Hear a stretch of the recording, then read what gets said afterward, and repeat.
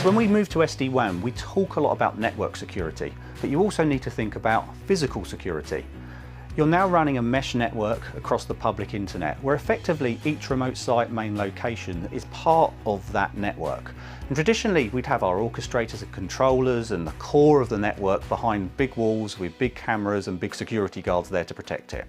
Now, in theory, your remote site, the one which has just popped up for 5 weeks because you're in a construction, you're building a new location, or you're actually doing something new, that's as critical as your main location in a mesh-based network. So you need to think about how you control that. And that's not just from people trying to do malicious things, it's actually from normal users as well. Will someone go in and unplug the router because they don't know what it is? Who has third-party access to that router? Will someone walk past, pick up that router, take it home and plug it in, and suddenly from home become part of your SD-WAN global mesh network? How are you going to physically protect that device now that it's critical and fits in the palm of your hand? So how do you secure that physical device now we've understood that actually it can be compromised?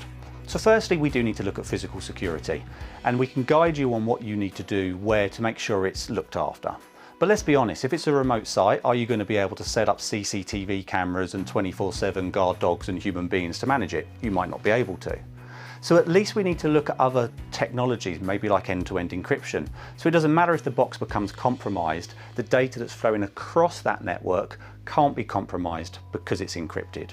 And again, we want to look at things like security incident event management and data loss protection tools, so that the minute the box is compromised, you can see that something strange has happened and deal with it. If the box goes down or disappears on a Friday, do you want it to be Monday when you realise that something's happened?